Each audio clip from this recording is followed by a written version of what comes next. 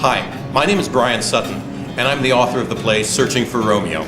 Searching for Romeo is essentially the story of Romeo and Juliet, except told from the point of view of the story's losers. The central characters are Rosaline and Paris, two minor characters from Shakespeare's play who are rejected by Romeo and Juliet, respectively.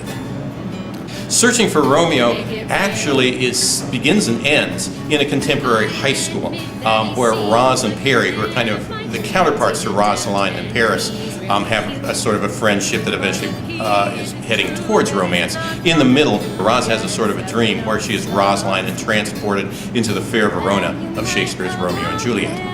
For the most part, stylistically, it's kind of retro pop. It's the kinds of music you hear in the late 60s through the mid 60s, sort of Motown or the Chiffons, Martha and the Vandellas, a lot of stuff like that. There are a number of songs in which a woman sings the lead backed by a sort of what used to be called a sort of a girl group trio.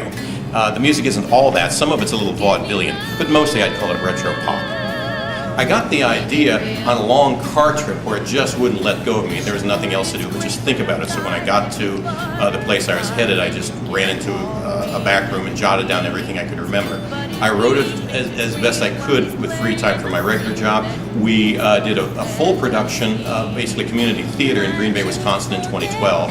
Then in 2013, we did a staged reading, a developmental reading at the New York Music Theater Festival, NYMF. And now it's back at NYMF here in this coming July as a full production as part of their Next Link series. I'm continuing to rewrite. In fact, I did some rewriting just hours before this interview, and I expect to do more rewriting tonight.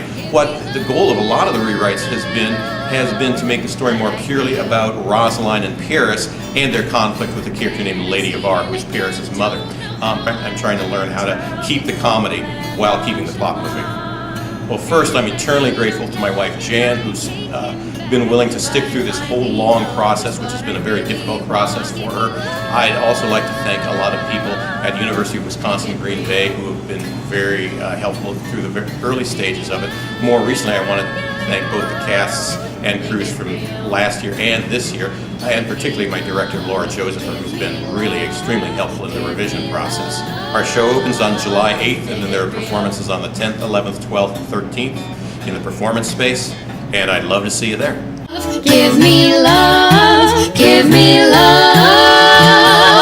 make it real.